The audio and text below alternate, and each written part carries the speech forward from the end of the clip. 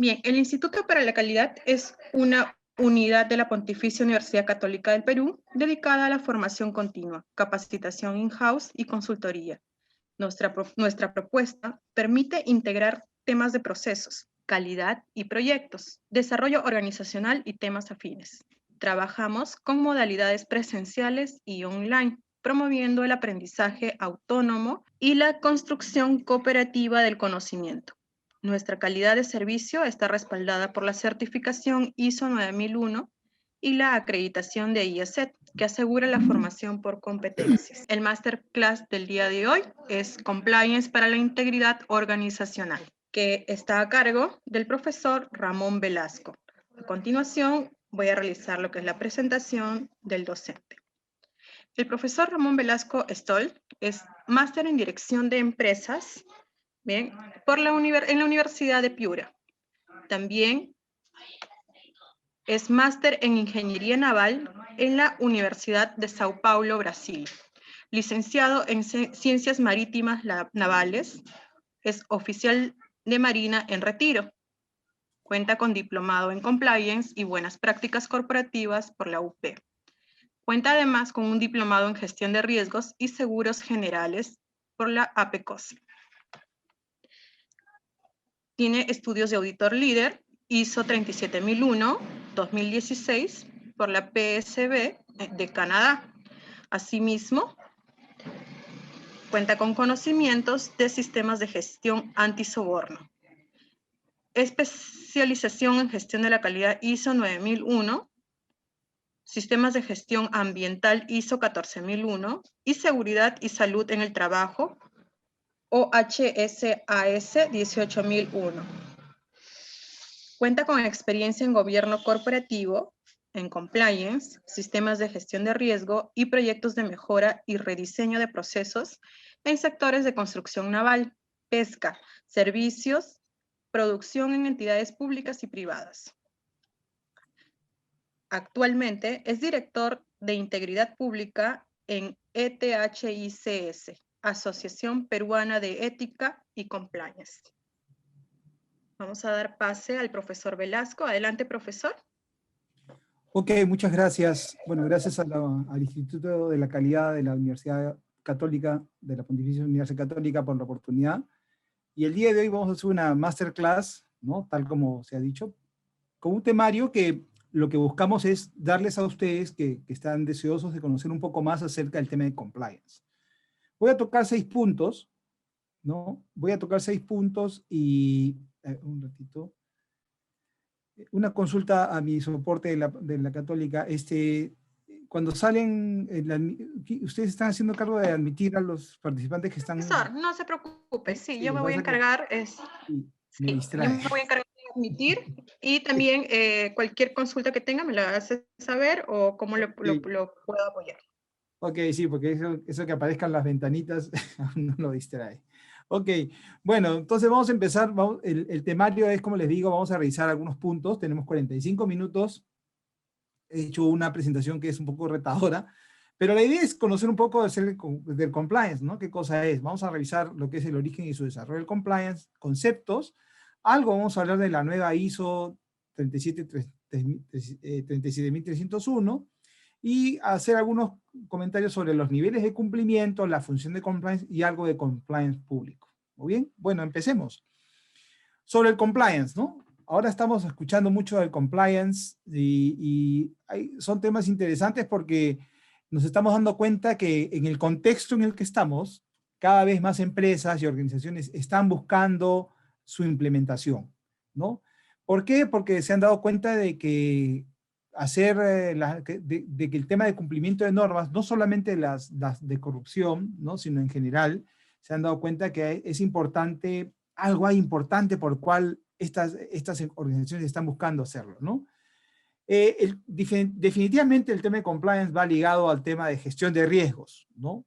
Sin duda, o sea, todo lo que es gestión de riesgos, porque el no cumplir una normativa expone a la organización o a la entidad, en el caso que sea pública, a una contingencia. Y lo que buscamos entonces es justamente hacer una buena identificación de riesgos y sobre eso se basa el compliance, ¿no? Y es importante también que entender que este tema del compliance nace principalmente sobre un tema normativo, sobre un tema legal, ¿no?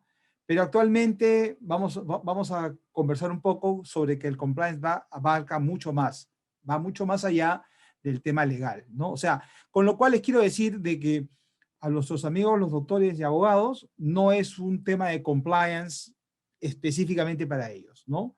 O sea, es un tema que va mucho más allá con lo que es gestión de riesgos y justamente manejar sistemas de gestión. Cuando hablamos del origen del compliance, entonces ahí ustedes se sorprenderán. Yo también, les confieso que yo también me sorprendí cuando me puse a buscar el tema, inicialmente cuando buscamos el tema de compliance, y desde cuándo nace esto. Y esto nace desde el caso Watergate. ¿Se acuerdan?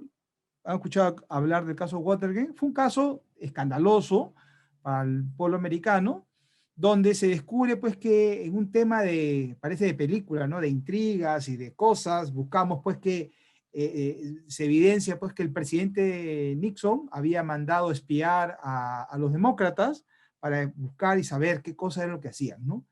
Pero lo que no se dijo, bueno, eso es lo que sabemos nosotros, ¿no?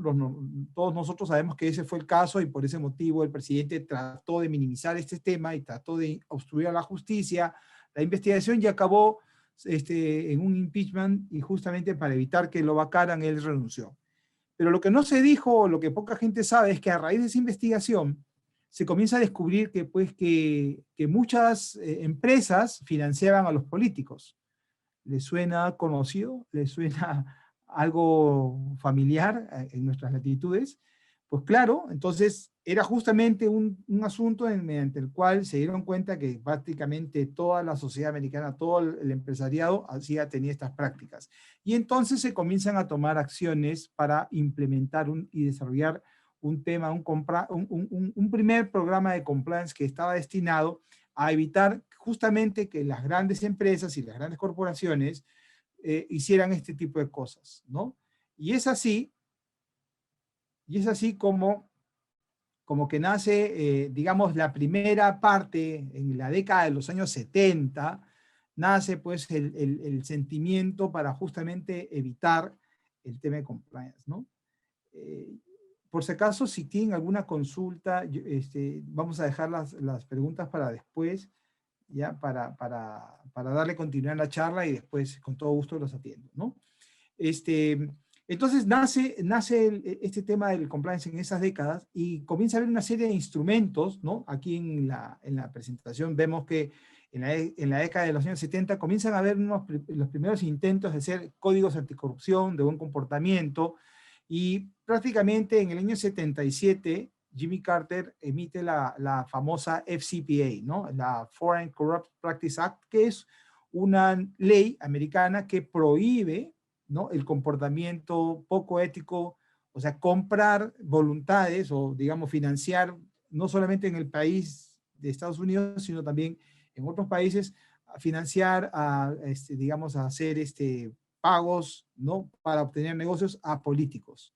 Entonces, desde ya, desde el año 77 se empieza a implementar esto, y ahí se complementa con otras cosas más de la OCDE, la parte del COSO, ¿no? Y hay otras normativas que han ido creciendo, ¿no? Entonces, básicamente, como les dije, la FCPA, que la saca Jimmy Carter, esta es la famosa FCPA, que se viene actualizando, se revisa y se va actualizando, ¿no? Hay una última revisión, y que cuando uno lee este documento es interesante porque aquí se plasman todos los elementos del compliance, ¿no? Hay como 9 elementos, ¿no?, en la cual te permite implementar un sistema a la organización que promueva y que facilite y que de alguna manera oriente comportamientos, prácticas de la empresa para justamente evitar caer en delitos de corrupción o que pueden verse afectadas a las grandes empresas, ¿no? Y digamos, hoy en día la reputación, la reputación de las empresas ha tomado mayor énfasis, mayor importancia, ¿no? Entonces, en ese momento, en el año 77, ya se crea este tema. Y curiosamente, unos años más tarde, también nace el famoso COSO. No sé si han escuchado del COSO. El COSO es un comité que se junta a una organización de compañías y deciden establecer algunas prácticas, algunos procedimientos, prácticas para ordenar a las empresas. ¿Y para qué? Para evitar principalmente el fraude, la corrupción, ¿no? El mal comportamiento, etcétera, etcétera, que es lo que, disculpen si se les ven manchas en las pantallas, pero este tema, este es lo malo del Zoom, que a veces van saliendo las pop-ups y a uno a veces lo deja medio, lo descuadra. Entonces, como les decía, el COSO nace y también con la idea de prevenir, evitar, implementar normas, ¿para qué? Para evitar el fraude interno. Realmente cuando nosotros hablamos de fraude y corrupción viene a ser casi el mismo sentido. Lo que pasa es que cuando hablamos de corrupción es el uso del poder en beneficio de alguien, pero normalmente esa persona está vinculada al sector público, y lo que es fraude es también abuso de poder, pero le estoy robando al dueño de la empresa. Entonces, de alguna manera también es como una corrupción. Entonces, lo que se busca es evitar el fraude. Y, evidentemente, el principal foco y el principal interés es el mercado de la bolsa americana, ¿no? O sea, todo lo que es el mercado de valores es a donde está esto enfocado. ¿Para qué? Para cuidar a las empresas. Quizás en nuestro país hablar del mercado de valores, hablar de la bolsa, no tiene mayor sentido, digamos, porque nuestra bolsa es pequeña, es una bolsa minera, y por ahí quizás no va tanto el interés, pero no así en el tema americano, ¿no? Ahí sí tienen un alto valor, y digamos las consecuencias de una mala reputación, una mala imagen, le cuesta claro a las empresas, ¿no? Vamos a hablar después de ese tema. Ok, hasta ahí tenemos todo muy bien. Entonces, sin embargo, el año 2008 hay una crisis financiera, ¿no? Los que estamos, digamos, si ustedes recordarán, hace 11 años atrás, 2 años atrás, había pues ocurrió la famosa crisis financiera, que empieza un 15 de septiembre con la quiebra de una empresa importante, un broker financiero de inversiones, que era el famoso Lehman Brothers, con más de 100 años de existencia, y que sencillamente se cae. Y esto es porque, como consecuencia de la burbuja inmobiliaria. ¿Por qué? Porque en el año 2001 la FED decide bajar las tasas de interés del 6 al 1% para, digamos, de alguna manera dinamizar la economía, y esto hace que muchas empresas grandes, ¿no?, comenzaran a aprovechar esta facilidad para dar préstamos, ¿no? Y seguramente ustedes se acordarán, yo me acuerdo que tenía muchos amigos que se compraban casas en Estados Unidos a precio huevo, y digamos, y les daban el préstamo. Entonces ellos sencillamente, digamos, aprovecharon esa oportunidad, pero así como habían otras personas que tampoco tenían para pagar la casa, y entonces fueron lo que se llaman los activos financieros tóxicos, ¿no? O sea, personas que no tenían el soporte o no tenían el perfil para poder endeudarse, los bancos les dieron, ¿no? Y eso hace que, pues, que comenzó a haber una demanda de hipotecas, una demanda de compras, ¿no? Y eso hicieron que muchas empresas con esos activos financieros tóxicos los empaquetaran y crearan los créditos subprime y los comenzaran a negociar, ¿no? Eso todo estuvo muy bien hasta que la Fed sube de nuevo la tasa de interés a 5.5%, de uno la regresa a 5.5%, y entonces ahí viene el problema, porque hay que ajustar los intereses, y no todos están en condiciones de pagar, y ahí es donde se cae. Hasta aquí es un comentario bastante complicado, triste, pero esta situación develó ¿qué cosa? El mal comportamiento de las empresas, los vacíos que habían en las empresas, en las regulaciones, la falta de interacción de la SEC, digamos, como que la SEC es la que regula todo el mercado de valores en Estados Unidos, y en general se ve que hay una falta de ética en los negocios. Entonces, a raíz de esa crisis financiera, entonces ya la cosa un poco que comienza a cambiar. Yo hice mi posgrado en el año 2000, 2001, y yo me acuerdo que en ese momento, cuando uno llegaba y estaba haciendo su posgrado, entonces decía que el principal objetivo era crear valor para el accionista. Hoy en día eso ya cambió. Hoy en día hay que generar valor, pero hay que cuidar la empresa, hay que cuidar el contexto, hay que cuidar, o sea, digamos, hay que preocuparse por las partes interesadas, ¿no? Entonces, hay que preocuparse, hay un tema un poco más social, ¿de acuerdo? Entonces, ya no es tanto así netamente al dinero puro. Entonces, esto generó unos cambios. Entonces, cuando hablamos de compliance, entonces aquí voy a poner varias definiciones, ¿no? ¿Qué cosa es el compliance? Entonces, se comienza a ver alguna manera para que las propias organizaciones implementen procedimientos y buenas prácticas. ¿Para qué? Para justamente hacer las cosas correcto, hacer las cosas bien. Y como decía, primero se empieza a trabajar los temas legales, pero después te das cuenta, las empresas se dan cuenta que también hay otras cosas más. No solamente es la parte legal, sino también las empresas de por sí, cuando operan, tienen riesgos. Todas las empresas tienen riesgos. Entonces, lo que hay que ver es qué tipo de riesgos son estos riesgos llamados los riesgos operativos y los legales, y hay que ver cómo se enfrentan esto de aquí. La definición de la World Compliance Association, por ejemplo, define el compliance como el conjunto de procedimientos y buenas prácticas que las organizaciones adoptan con el fin de identificar, clasificar los riesgos operativos legales a los que se enfrentan y establecer mecanismos internos de prevención, gestión, control y reacción frente a los mismos.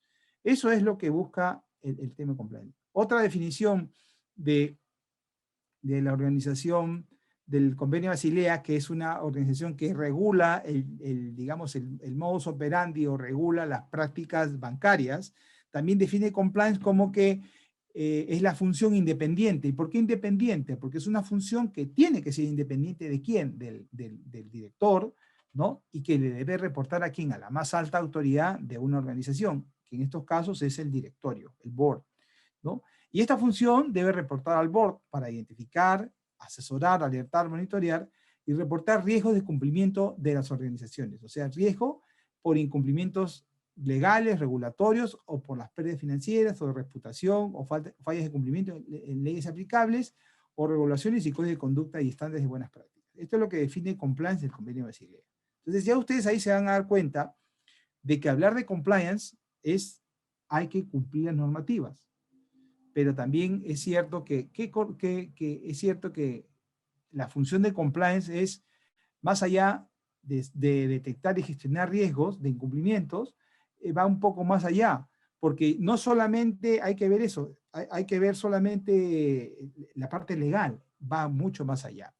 Y el incumplimiento de una ley o una normativa puede desencadenar ¿qué cosa? Además de verme expuesto, que se ve expuesto la organización a un tema penal, a un tema de juicio, a un tema de demandas, hoy en día también puede haber involucradas la reputación de la compañía, ¿no? Sanciones económicas, e inclusive exclusiones cuando se trabaja con el Estado, exclusión de licitaciones y una serie de consideraciones, penalizaciones que pueden ocurrir.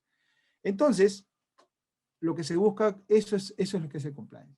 Y la función del compliance como persona, como función, así como hay una función de comercial, así como hay una función de administración, así como hay una función de coordinador SOMA, que hoy en día, digamos, eso es lo último que hemos venido trabajando, ahora hay una función de compliance. Y esa función de compliance, ¿qué tiene que hacer? Es el encargado de justamente establecer estándares y procedimientos que ayuden a la organización a evitar estos incumplimientos, para justamente evitar que caigas en pérdidas de reputación, sanciones económicas y exclusiones y consecuencias más. Entonces, cuando hablamos de compliance, y recuerden ustedes que esto nace como un tema legal, ¿no? Entonces, el concepto que yo digo que simplemente es el conjunto de políticas y controles. ¿Por qué políticas? Porque es lo que la alta dirección, el órgano de gobierno, que es el directorio, establece como política. Oiga, señores, a partir de la fecha en la empresa vamos a trabajar de esta manera. Vamos a priorizar una serie de conceptos, una serie de cultura, ojo, ya hablamos de cultura, ¿no?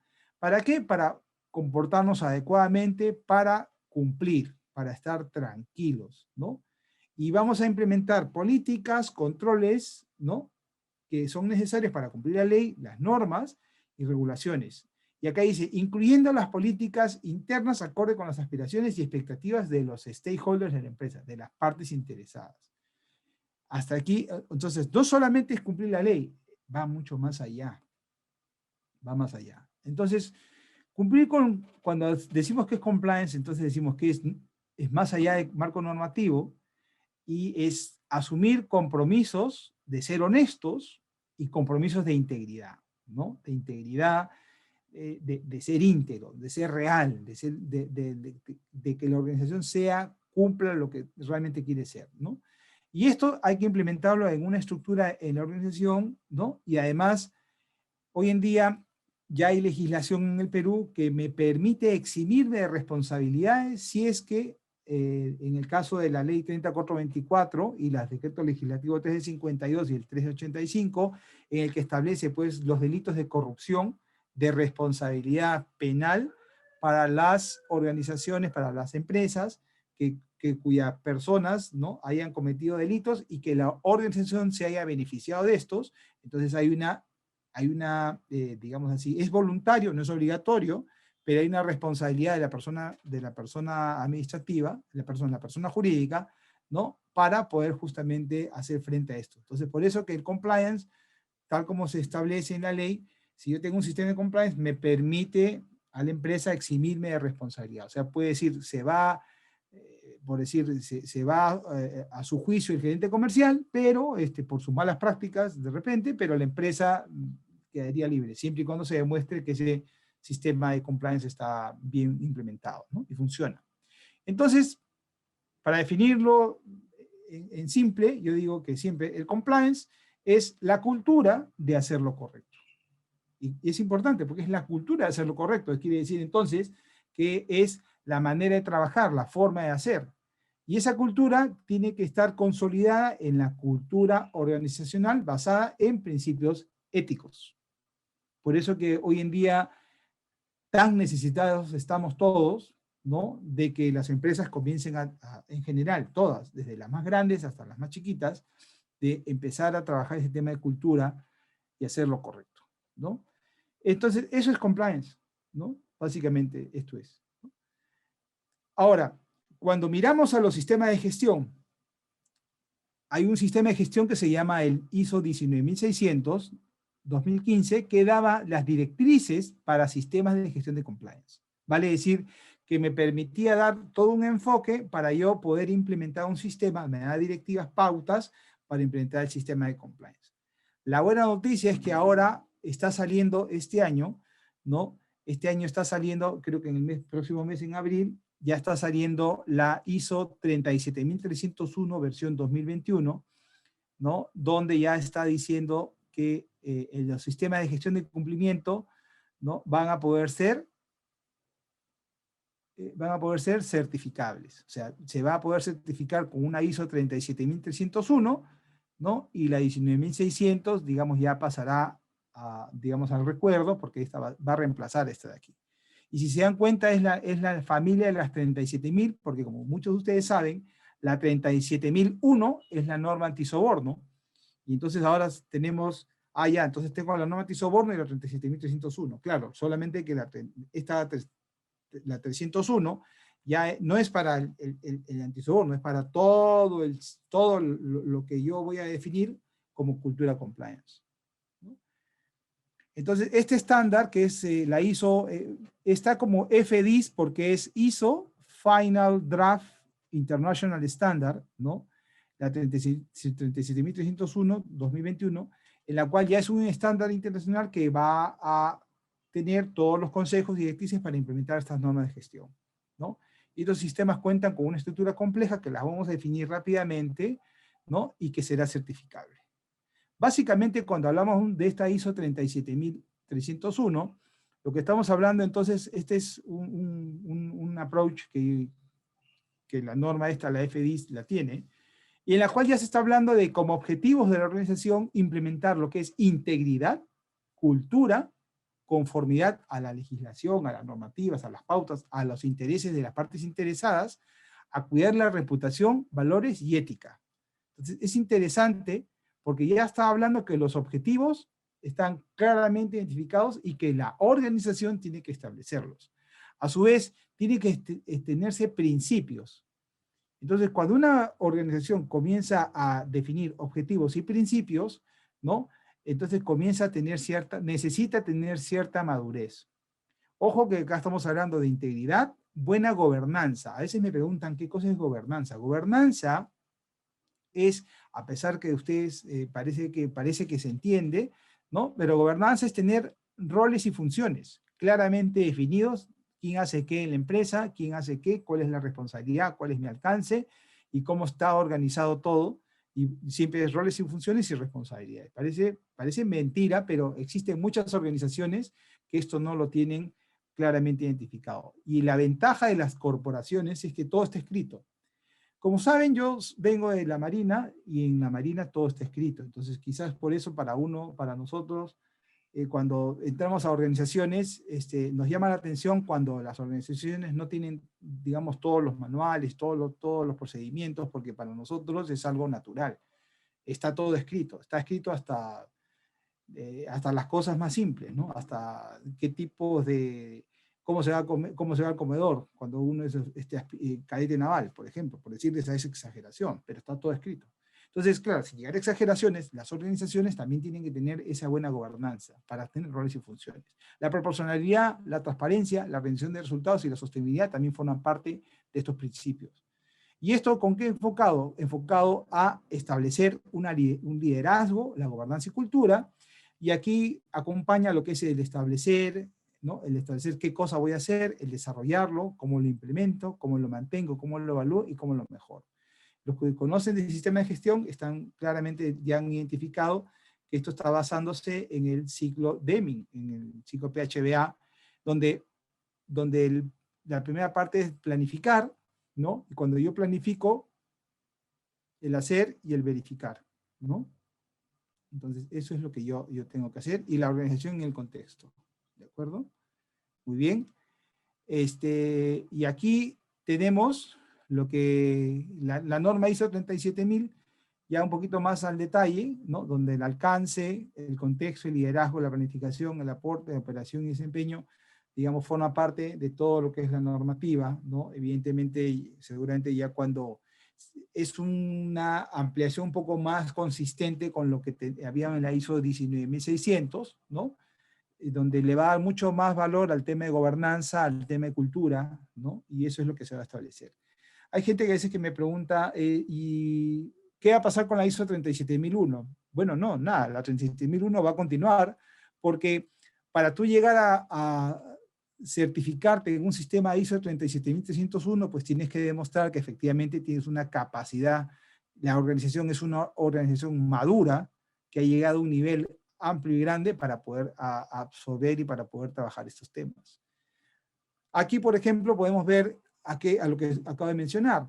Por ejemplo, si nosotros vemos este círculo, estos círculos, vamos a ver aquí, por ejemplo, que empezamos con el SPLAF, ¿no? ¿Y por qué hablo del SPLAF?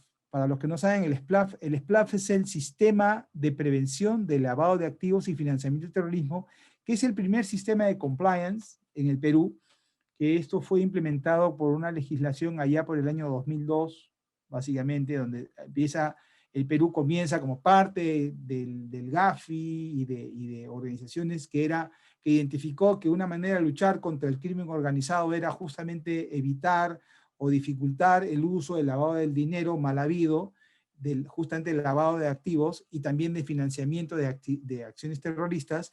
Entonces se creó un sistema mundial donde Perú forma parte a través de la Superintendencia de Banca y Seguros, para lo que son la parte bancaria y AFPs y cajas de ahorro y brokers y seguros, ¿correcto? Y también a través de la Unidad de Inteligencia Financiera, para aquellos órganos que carecen de un órgano supervisor y que están bajo la UIF. Entonces, eso existe hoy en día, el primer sistema de SPLAF, ¿no es cierto? Muchas organizaciones, como por ejemplo inmobiliarias, corredores, seguros, bancos, financieras, AFPs, etcétera, etcétera, mineras, etcétera, etcétera, hay una lista larga, son sujetos que están obligados a tener un sistema de prevención. O sea, vale decir, ya tienen un sistema de cumplimiento, pero enfocado a lo que es prevenir el lavado de activos. Entonces ya hay un compliance. De hecho, el oficial, la persona responsable en el SPLAF se llama oficial de cumplimiento, ¿no? Y todos tienen que tener, y ya esto es obligatorio por ley. Sin embargo, si ustedes ven el siguiente círculo, dice la ley 3424, donde la ley 3424 ya dice que engloba a todas, porque ya ahora establece que hay penalización para las empresas si es que no cumplen con el tema de, digamos, de lavado de activos. Entonces puede haber una penalización de empresas si es que no tienen un sistema de prevención. Y estamos hablando de aquellas que no están, o sea, digamos, aquellas que no están obligadas a ser sujetos obligados. Sino ahora ya es todo. Con esta ley que sale, ahora son todas las que tienen responsabilidad penal, pero claro, no es obligatorio el sistema de cumplimiento. Después tenemos la corrupción de ISO 37000, que es justamente la del antisoborno, y ahí vamos, entonces ahí podríamos decir que esos rojitos son los riesgos penales, ¿no? ¿Y por qué pongo también ese rojo? Se intersecta con otros porque también hay consideraciones penales en el caso de incumplimientos de medio ambiente, de prevención de seguridad y salud, de protección de datos, también habrían riesgos penales, ¿no? El tema de calidad, responsabilidad social empresarial, ya va un poco más por el tema de qué cosa más deseo, cómo cuido mi reputación, y finalmente los requisitos voluntarios, que son aquellos que la propia entidad o la propia empresa o organización identifica para poder adoptarlos como un tema de cumplimiento, como compliance, para cumplir, para hacer más, para estar cuidando a mis partes interesadas. Entonces, cuando se plantea esto sería una especie de una mirada a un sistema de cumplimiento. Entonces, muchas empresas todavía no creo que puedan llegar al ISO 37301, otras sí, las que sean más maduras, pero hacia esa es la tendencia. Entonces, por eso que la ISO 37001 todavía va a estar vigente y por lo tanto es una buena práctica para poder comenzar a crecer, hacer los peldaños para ir creciendo hacia un sistema de cumplimiento. Como definiciones, ¿no? Vamos a decir pues que el cumplimiento es cumplir con todas las obligaciones de cumplimiento de la organización, y la cultura de cumplimiento, como les decía, ya enfoca más porque está enfocándose en generar valores, éticas, creencia, conducta, ¿no? O sea, vale decir que ese cumplimiento se interiorice en la organización y que la organización ya no sea que cumpla porque tiene que cumplir, sino cumple porque realmente reconoce la importancia y la necesidad de cumplimiento. Entonces, eso es lo que se busca en un buen sistema de cumplimiento. ¿De acuerdo? Y claro, los riesgos de cumplimiento son las probabilidades de que ocurra y las consecuencias de incumplimiento. Por eso que dice que la gestión del riesgo es importante, porque hay que ir midiendo, y cuando lo que se busca en una organización es definir los riesgos y cuáles van a ser las consecuencias, ¿no? Las consecuencias en cuanto a probabilidad y consecuencias. Por eso que es un tema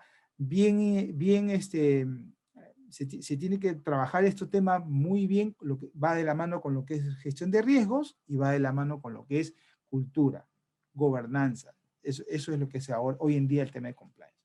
Y las obligaciones de cumplimiento son pues aquellas obligaciones que son obligadas por ley que cumplir, ¿no? Y hay otras que son tantas las que se definen, las que son obligatorias de cumplir. Ejemplo, normativas medioambientales, ¿no? Si yo tengo una planta que hace pintura, yo voy a tener una normativa ¿para qué? Para los vertimientos al desagüe, tengo que tener una planta química, tiene que tener un sistema de tratamiento, ¿no?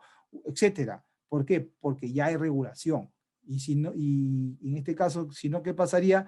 Viene la OEFA y la OEFA te inspecciona y te multa. Obligaciones de cumplimiento, la SUNAFIL.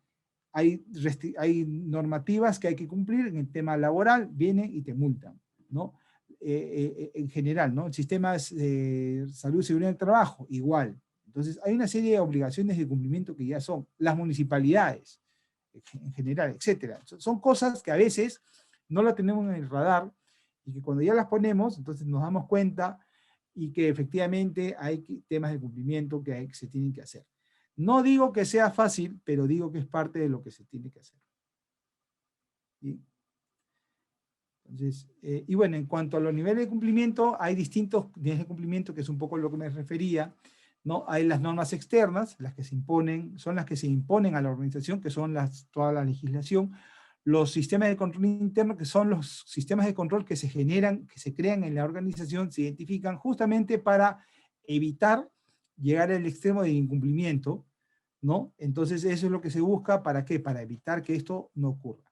Por ejemplo, ahí dice, el responsable del cumplimiento en un banco puede saber cómo actuar y evitar incumplir una ley, pero ese conocimiento también tiene que estar en manos de los empleados, ya que de lo contrario un empleado puede incumplir la ley. Entonces ese es un tema, y por eso que dentro de los capítulos del sistema de compliance, el tema de capacitación, formación es importante y forma parte de uno de los elementos básicos importantes de la creación de un sistema de compliance. Y también el cumplimiento de normas internas, que son los códigos de conducta y normativas internas que la organización decide imponer. Por ejemplo, un ejemplo puede ser muchas empresas, y eso es lo que ha cambiado, lo que se ha visto muchas empresas hace 5 años atrás, llegaba Navidad y era normal pues que de repente empezaban todos los gerentes tenían botellas de vino, dependiendo del grado, iban de vino, whisky, hasta añejo, ¿no? Y era normal, se veía normal. Hoy en día muchas organizaciones han definido, cortado eso del saco. ¿Y por qué? Porque se entiende como que el tema de los regalos, ¿no? Pueden ser malinterpretados. Entonces hoy en día muchas organizaciones, y son bastantes, digo yo, las cuales ya han definido establecer política de regalos y atenciones, ¿no? ¿Para qué? Para justamente evitar que sean vistos como atenciones o como compra de voluntades o sobornos, básicamente. O sea, entonces son temas que ya se han puesto y son normas que se ponen internas, son como niveles de cumplimiento. Eso es por un ejemplo, ¿no? Y bueno, le decía, existen muchos áreas complejas, y eso lo vimos en la parte de lo que decía, y entonces al final lo que tenemos que ver, tener en cuenta que no solamente es un tema de abogados, porque cuando vemos temas de compliance, digamos, digamos medioambiental, vemos compliance de antisoborno, vemos compliance de tipo laboral, de temas tecnológicos, de información de las informaciones, ¿no? Entonces, es un tema multidisciplinario, ¿no? Para ver lo que son gestores de riesgos. Bien, en cuanto a lo que es la función del compliance, es importante porque esa persona que se encarga de tener esa área, que va a tener el encargado de evitar, identificar, ¿no? Tiene que evitar justamente que los riesgos ocurran, y por eso que sus principales funciones va a ser, uno, identificar los riesgos del incumplimiento. O sea, a qué se enfrenta la empresa, y tiene que tener el rol de asesor, cómo asesorar a la empresa para evitar esto. Diseñar e implementar controles, ¿para qué? Para proteger a la empresa. Monitorear e informar sobre la eficacia de los controles. ¿Por qué? Porque una vez que yo ya identifico, diseño e implemento, tengo que hacer un monitoreo a través de los KRI, los Key Risk Indicators, que son los indicadores de riesgo. ¿Para qué? Para saber si es que está funcionando, si es que realmente funciona, y asesorar a la empresa en las normas y controles a los que está sometido. Entonces, el rol de la función de compliance, de cumplimiento, es un rol muy desafiante. ¿Y por qué digo desafiante? Porque evidentemente a veces dicen que es el pinchaglobos. ¿Por qué? Porque ese es el comercial, dice, voy a tener un negocio buenísimo y voy a hacer esto y esto y esto. Y el de compliance tiene que estar atento, porque si él identifica que hay un riesgo, le tiene que decir, para cochero, esto no puede ser así, tienes que hacer esta regulación, este incumplimiento, pero esa es su función.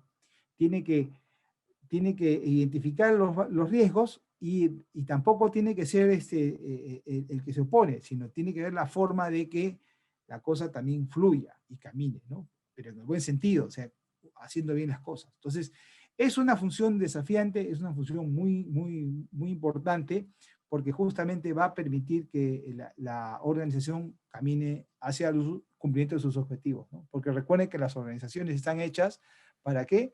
Para crecer. ¿Para qué está hecho una empresa?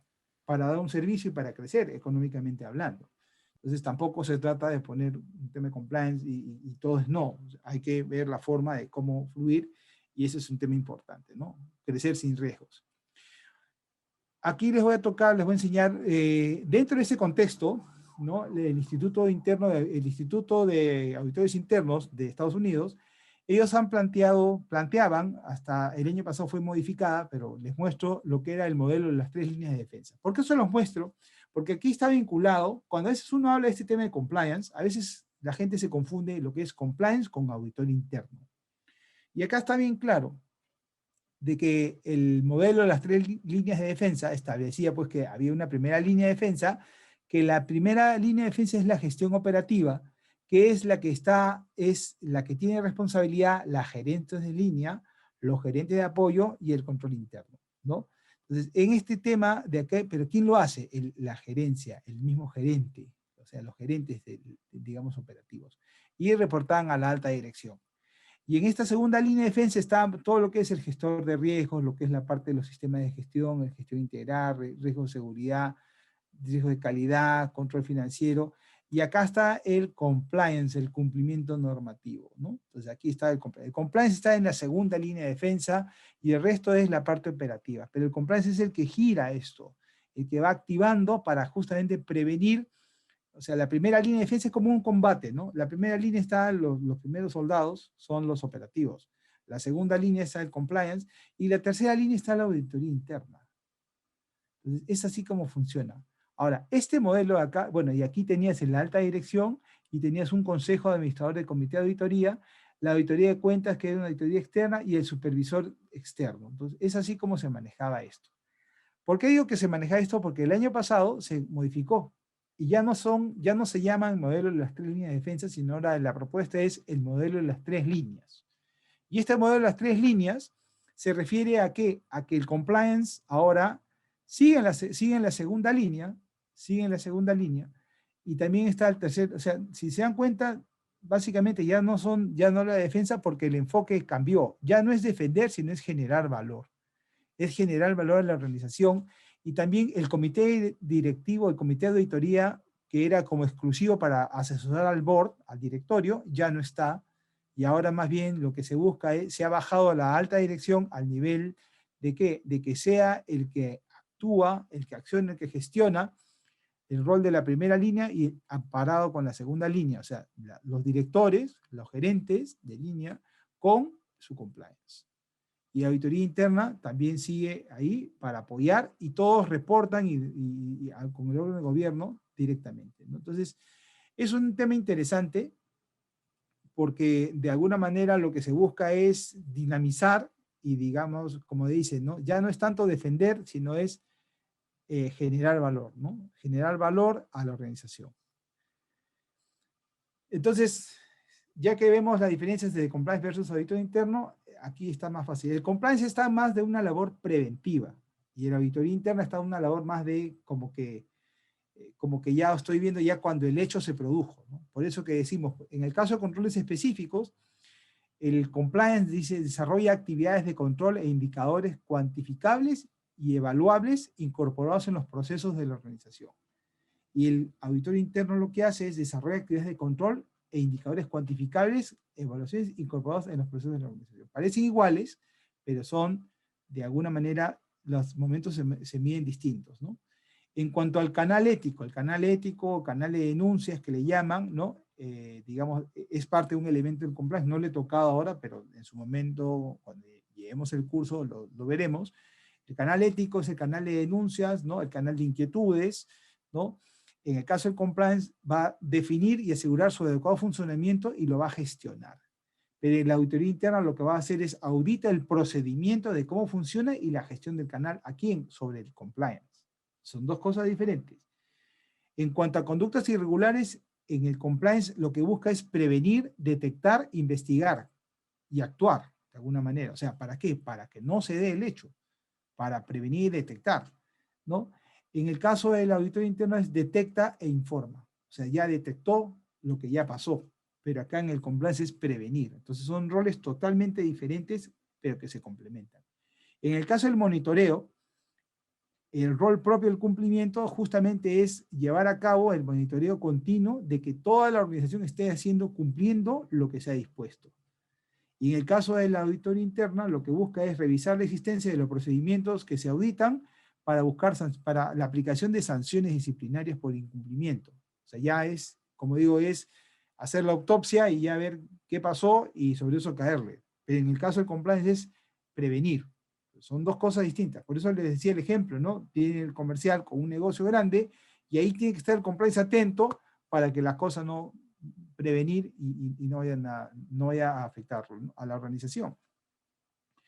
En cuanto al régimen sancionador, lo que busca el compliance es promover y definir las definiciones para un régimen sancionador adecuado frente a incumplimientos, ¿no? Y en el caso de la auditoría interna ya es existencia y audita para aplicación de de sanciones disciplinarias. En cuanto a formación, capacitación, formación, sensibilización, lo que busca el compliance es responsable de coordinar la formación de empleados de alto riesgo sobre materias específicas relacionadas al cumplimiento, y en el caso de la auditoría interna, lo que busca es verificar el conocimiento y cumplimiento del plan de formación, o sea, si se cumplió el plan, más allá de eso no entra, ¿no? Y detectar necesidades de formación. Y finalmente, reportes superiores, el compliance los ejecuta y en el caso de la auditoría interna, audita para asegurar su calidad y su oportunidad. Entonces, eso es un tema, una gran diferencia entre lo que es compliance y auditoría interna. Bien, vamos, ¿cómo vamos con el tiempo? Estamos todavía, se me pasó unos minutitos, pero ya para ir terminando. ¿Y qué pasa con la parte pública? ¿No? Entonces, en una parte pública, lo que tenemos acá es, les muestro un mapa, como que todo lo que se ha avanzando en nuestro país, ¿no? En cuanto a la lucha anticorrupción. ¿Y por qué es importante? Porque en los últimos años, en el 2018, se establece la Política Nacional de Integridad y Lucha contra la Corrupción, el Plan Nacional de Integridad, que este año debe ser renovado, y se crea la Secretaría de Integridad Pública. Importantes, ¿por qué? Porque ahora se crea, así como el compliance del lado privado, que busca justamente hacer bien las cosas, cultura y prevenir riesgos, del lado del Estado, lo que se busca es un compliance de oficina de integridad, oficinas de integridad, ¿para qué? Para prevenir la corrupción. Ustedes me dirán, ¿qué tanto se necesita esto? Pues bien, justamente la idea es, cuando hablamos del compliance público, es prácticamente el compliance privado, anexándole solamente un par de elementos, que es el tema de, un elemento que es el tema de transparencia. Y el resto es igualito. Y entendiendo como que la corrupción es el uso del poder público-privado para obtener un beneficio indebido, ¿no? Sea ventaja económica, no económica, directa, indirecta, ese es el uso del poder para un beneficio propio. Esa es la definición de corrupción, ¿no? Y lo que se busca entonces, el modelo de integridad pública, que seguramente lo veremos más en el curso, vamos a verlo, que justamente lo que busca es, estos son los elementos, ¿no? Y aquí, como decía, transparencia y rendición de cuentas. La transparencia, está clarísimo que es transparencia y la rendición de cuentas, pero la rendición de cuentas no como rendir cuentas de una plata que me dieron, sino es, rendir cuentas significa el accountability, que significa es qué gestión y qué logros has obtenido. Eso es lo que se busca hoy en día en la gestión pública. ¿De acuerdo? Entonces, eso es un poco los elementos de cumplimiento de compliance público, que bueno, si lo repasamos, es el compromiso del alto nivel, la identificación de riesgos, las políticas de integridad y cumplimiento, ¿no? La parte de transparencia, funcionamiento de los controles internos y externos, comunicación, capacitación, canal de denuncia y mecanismos de investigación, monitoreo y supervisión, y finalmente el jefe de la Oficina de Integridad Pública, que viene a ser el jefe de compliance, el gerente de compliance, que tiene que tener también autonomía e independencia para poder monitorear. ¿De acuerdo? Y ya para finalizar, digamos, imagínense ustedes, hace poco todos fuimos testigos, ¿no? De la fiesta de la cuarentena, ¿no? La tragedia en la discoteca Thomas o Restobar, por ejemplo, ¿no?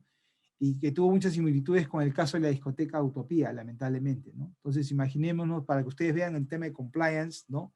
Es, por ejemplo, imagínense este caso, ¿no?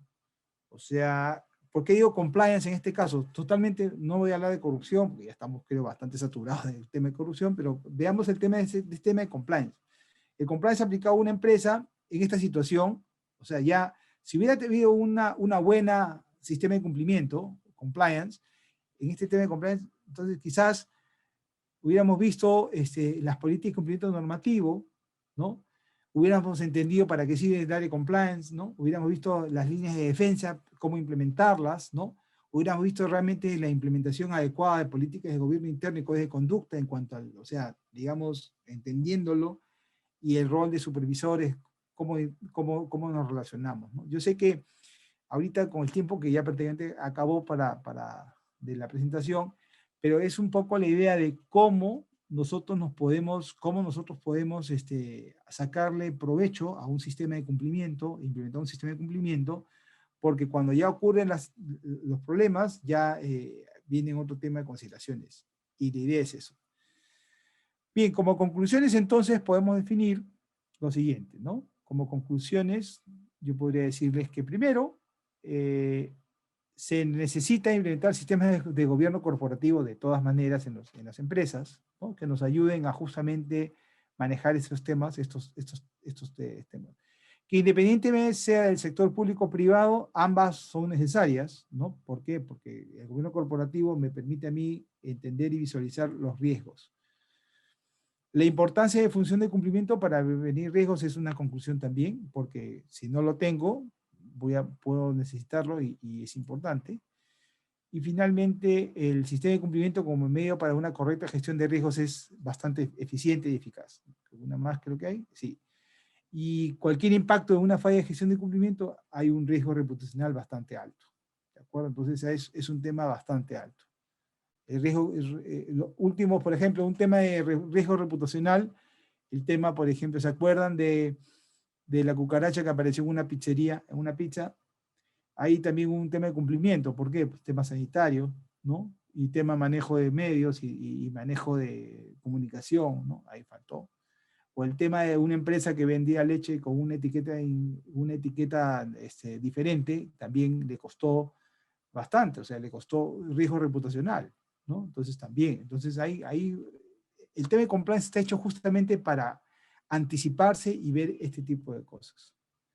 Bien, no sé si tienen preguntas, les agradezco el tiempo y me disculpan, creo que me pasó un poquito, pero era lo que tenía para comentarles, ¿no?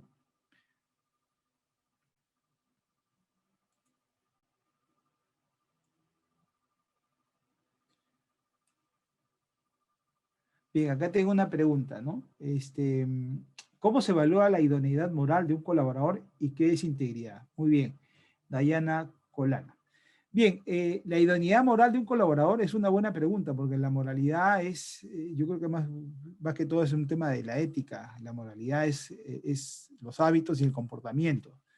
Yo creo que al final la moralidad, como dicen, no tiene que ver mucho con la forma de ser de la persona, con la forma de sus comportamientos, y eso es. Y la integridad, ¿y qué es integridad? Me preguntas. La integridad es la manera de cómo me comporto realmente, o sea, digamos, es más allá de la ética, la integridad es comportarse como si nadie me viera. Un poco ser uno mismo, o sea, ser el valor que uno tiene, ser íntegro. Íntegro es incorruptible, o sea, íntegro es ser, en esencia es ser lo bueno. Y para darte una idea de integridad el comportamiento de integridad lo que se busca es que se actúe bien, correctamente, y la integridad es como decir, todos actuamos de una manera sometidos a lo que estamos viendo, la gente nos ve, pero cuando nadie nos ve, entonces la gente que se comporta adecuadamente es una gente íntegra. Entonces, ya, porque no necesito verlo para saber que se está comportando bastante bien. Bien, acá hay otra pregunta. Vaya, son bastantes. En el compliance público, las oficinas de integridad hacen labor de oficina de cumplimiento. Muy bien, Zaida Suárez. El compliance público, las oficinas de integridad hacen labor de oficina de cumplimiento. Las oficinas de integridad pública es como la gerencia de compliance. Y tienen que tener un encargado de oficial de cumplimiento, que en este caso se llama el jefe de la oficina de integridad. Básicamente es eso. Y cuya función va a ser la que he denunciado, ¿no? Detectar riesgos, prevenir, detectar, diseñar, ¿no? Y hacer el monitoreo del sistema de cumplimiento. Eso es. O sea, una persona que se forma como compliance officer tranquilamente puede hacer la función de oficial de cumplimiento. Pero claro, y ojo que ese oficial de integridad pública tiene que tener el mismo valor, la misma autonomía e independencia que un gerente de línea, ¿no? Porque va a reportarle a la alta dirección. ¿Cómo se puede sensibilizar me dice Luz Arias Ormeño, ¿no? ¿Cómo se puede sensibilizar a los colaboradores a una cultura ética? Bueno, eso es yo creo que al final la parte de la cultura ética va a depender del ejemplo, el liderazgo que la organización va a implementar en sí, ¿no? Porque existen lo que se llaman los paper compliance, ¿no? Que son los compliance de papel, que está todo bien puesto en el papel, pero llegada la hora, para que tú realmente, para que la organización realmente tenga ese comportamiento ético, lo que necesita la organización es justamente que sus líderes realmente hagan lo que tienen que hacer, o sea, realmente que se la jueguen. Porque si no, imagínate que en una situación donde tú está dispuesto que se actúe de una manera y tu gerente general o tu gerente de línea te dice, ok, vamos a actuar de esta manera, y tú le digas, pero la norma dice esto, sí pues, pero vamos a manejarlo, o como suelen hacer muchas empresas, ¿no? Primero hacemos y después ya vemos cómo lo manejamos. La palabra es, ya vemos cómo lo manejamos. Entonces, eso afecta al colaborador porque se da cuenta que no hay un liderazgo, no hay un ejemplo. Entonces, eso es lo que sí, la manera de sensibilizar al colaborador, más allá de hacer charlas y capacitaciones, es que se viva la ética, la cultura.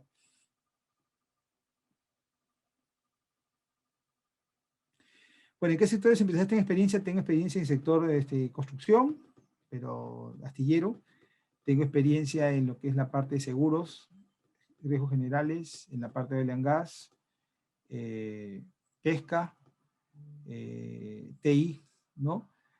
Y bueno, ¿y en cuáles crees que se está aplicando más el compliance y en cuáles no hay una consecuencia sobre esto? Ya, mira. Yo creo que ahora el compliance está en un proceso de que está entrando en un tema de... El compliance realmente en nuestro país, como mencioné, inició con el tema del lavado de activos y financiamiento de terrorismo, el famoso SPLAF. Tenemos casi 10 años de vivir con el SPLAF, y a raíz de que el Perú decidió meterse a la OCDE, asumió algunos compromisos que eran justamente para implementar digamos, la penalización de los actos de corrupción de empresas, ¿no?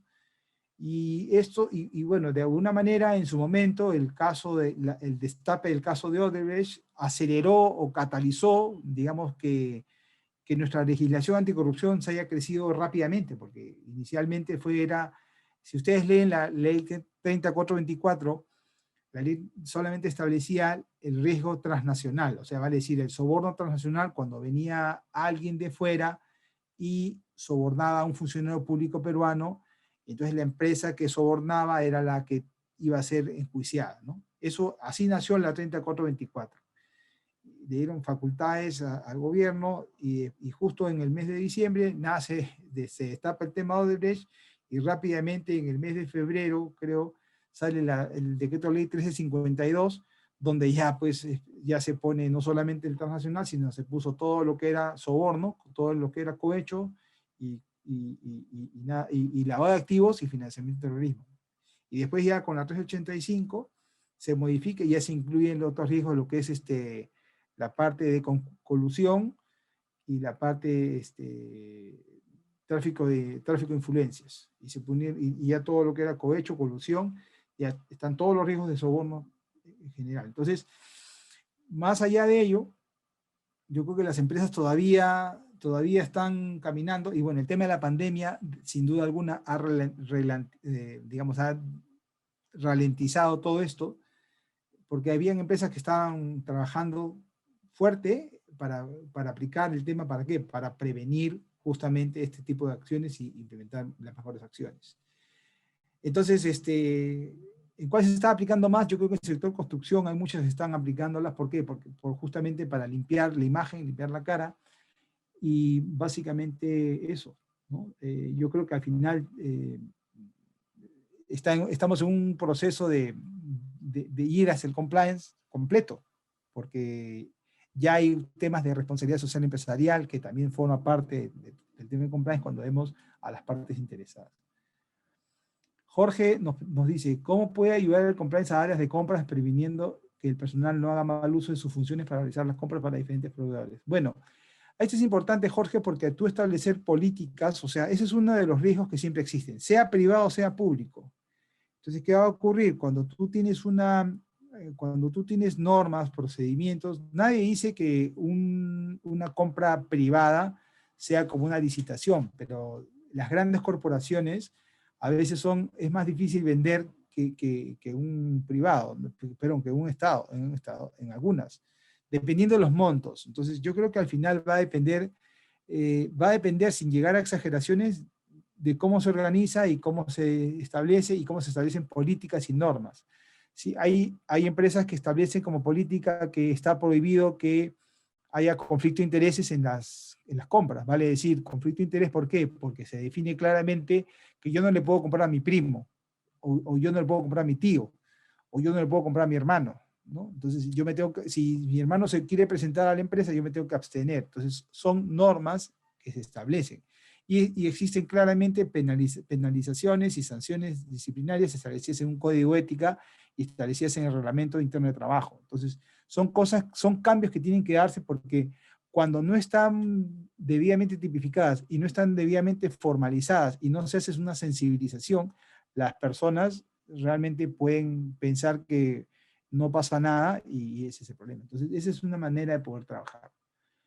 Ronald Ruiz pregunta, en las instituciones públicas operan los órganos de control interno, sin embargo no actúan generalmente bajo el enfoque preventivo, sino en aras de investigar y sancionar. ¿Qué hacer frente a ello? Bueno, justamente pensando en esa pregunta, era lo que mostré hace un rato, ¿no?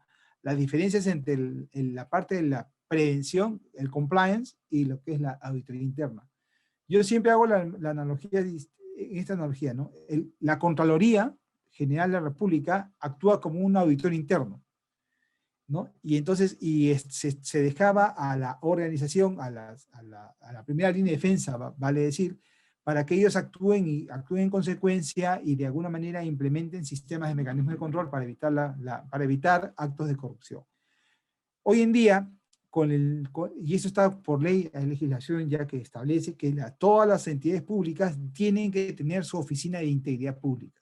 Repito, hoy en día, ¿se acuerdan que les mostré el tema del Plan Nacional de Integridad y el Plan Nacional de las políticas existentes para anticorrupción? Justamente porque ya existe una legislación que en nuestro país establece que todas las entidades públicas tienen que tener las oficinas de integridad. Y esas oficinas de integridad van a trabajar como que para que justamente haya la figura de un oficial de compliance público, ¿no? Que se llama oficial de integridad o encargado de la integridad, de la oficina de integridad, que lo que va a buscar justamente es prevenir, ¿no? Prevenir y desarrollar todo un sistema que permita prevenir.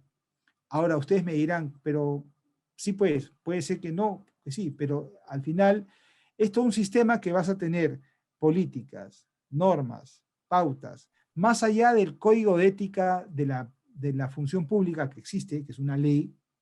En el Estado existe la ley de función pública y en la ley todos tienen que tener ciertas formas de trabajar, pero eso es lo que existe, pero más allá de ello va a haber la necesidad justamente de que con esta oficina de integridad se puedan manejar mejor las cosas.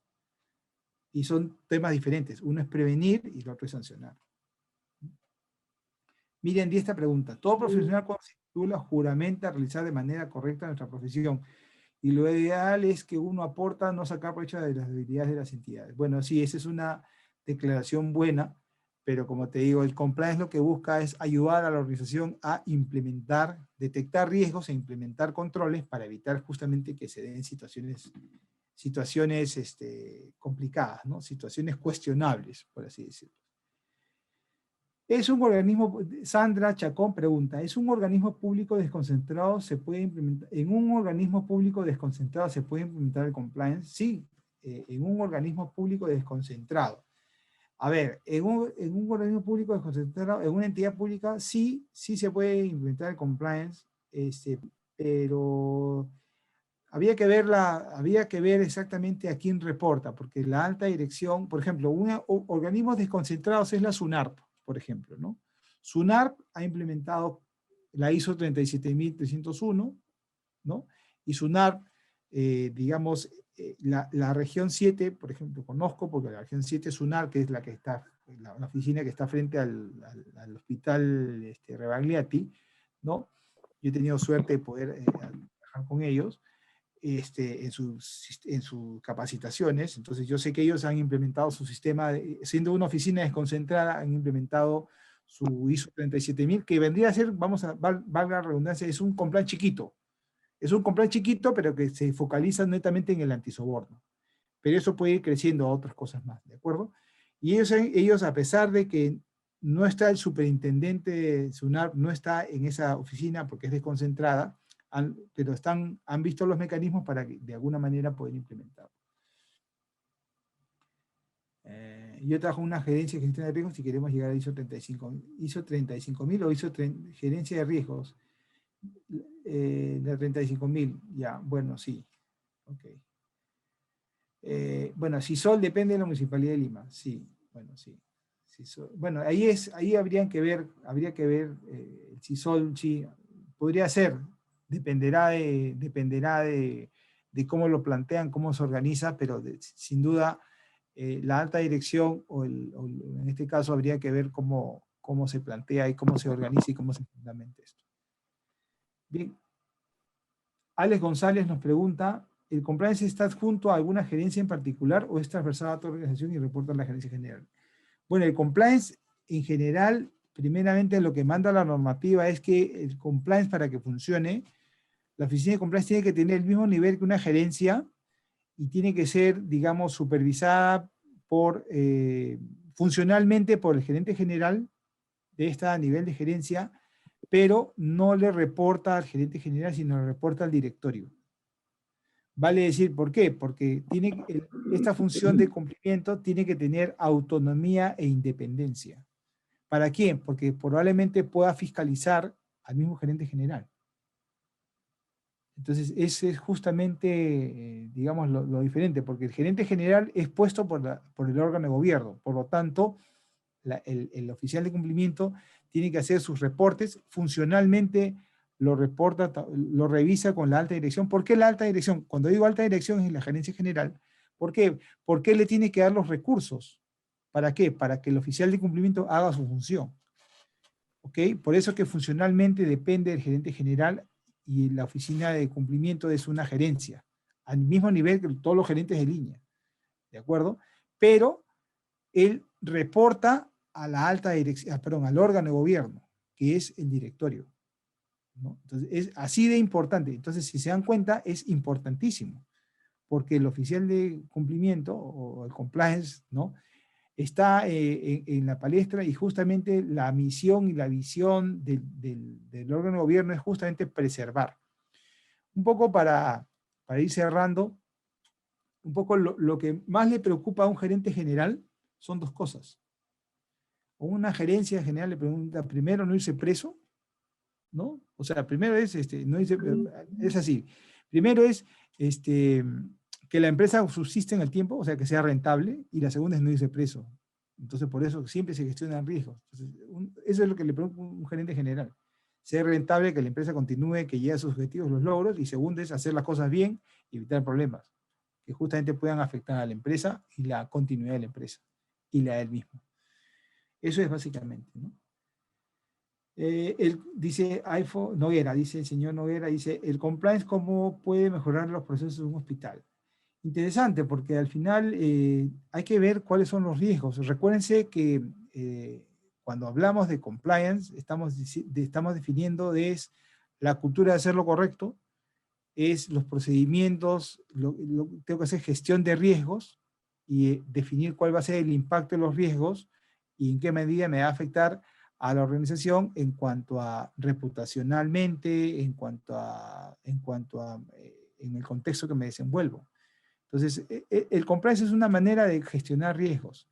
Yo puedo gestionar riesgos y de alguna manera es muy símil, ¿no? Por eso que en el curso que tenemos, también nosotros vemos lo que es gestión de riesgos, sin duda, ¿no?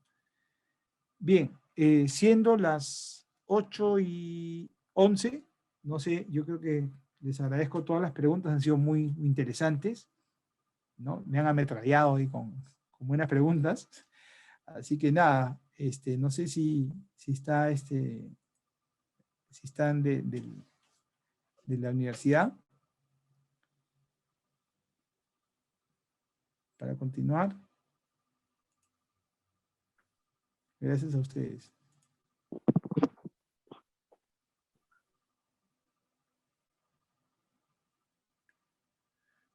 Bueno, Entonces, después de esto, se les invita a ustedes, entonces, a la Diplomatura de Estudio de Compliance Corporativa de Auditoría de Riesgos, que es el curso que va a iniciar el 19 de abril, ¿no? Y en este curso van a ustedes comprender el marco legal nacional e internacional respecto al compliance, integrar conocimientos y destrezas para la conducción de programas de auditoría de sistemas de gestión antisoborno y aplicar herramientas para la implementación de un modelo de prevención de infracciones éticas y delitos. Este programa de compliance se basa con estándares nacionales e internacionales. Para mayor información, ustedes pueden contactar a Hanli Inga, capacitación-ic2@puc.edu.pe, al celular 9875-11-806. ¿No? Ahí está, 9875-11-806, ¿no? Y es un curso que va a durar 124 horas. ¿No? ¿Qué vamos a ver en estas 124 horas? ¿No? Vamos a ver, en general, vamos a ver la estructura del compliance, son 20 horas. Vamos a ver lo que es ética organizacional, 12 horas. Gobierno corporativo. Vamos a hacer un curso de gestión de riesgos ISO 31001, son 24 horas. Vamos a ver la implementación de la norma ISO 19600. En esta norma ustedes van a ver si la norma cambia y ya no va a ser la 19600, sino sería la 37301, la cambiaríamos porque nosotros todavía no podemos ofrecer la otra. ¿Por qué? Porque todavía está en proceso de lanzamiento, ¿no? Han ofrecido lanzarla en el mes de abril y en todo caso veremos la manera de repente darles una actualización, algo, pero eso es lo que hay, ¿no? La implementación de la norma ISO 37001, que es la antisoborno, y finalmente la formación de auditores internos ISO 37001, 20 horas. Total, toda esta estructura es la estructura académica del curso del diplomado, y son 124 horas. Todo es virtual, y al final ustedes podrían obtener una cuádruple certificación, porque estarían obteniendo el diploma digital de estudios de compliance corporativo de auditoría de riesgos, a nombre del Instituto para la Calidad de la Pontificia Universidad Católica del Perú, y también certificados digitales de interpretación de requisitos del sistema de gestión de riesgos ISO 31000. Recordarán que esta norma no es certificable, pero ya van a tener ese certificado. Certificado digital de la interpretación de los requisitos del sistema de gestión antisoborno ISO 37001, y también el de formación de auditor interno de la misma norma. Todos por el Instituto de Calidad de la Universidad Católica del Perú. Bien, eso sería todo. Entonces, nada, yo les agradezco muchísimo su participación y espero pues que se animen y nada, que se vengan y poder de repente conocernos más en clase, porque ahí nos veremos probablemente. Antes de culminar, profesor, queremos agradecerle a nombre del Instituto para la Calidad de la Pontificia Universidad Católica del Perú por su tiempo y por este masterclass desarrollado el día de hoy, ¿no? También queremos agradecer a todos los participantes por el tiempo brindado y los invitamos a seguir inscribiéndose en los masterclass que tenemos programados para el mes de abril, así como también a poder ampliar su conocimiento inscribiéndose en la diplomatura de compliance que estará iniciando el día 19 de abril. Si no hay más consultas, eso sería todo por nuestra parte. Muy buenas noches. Muchas gracias a todos. Gracias por participar.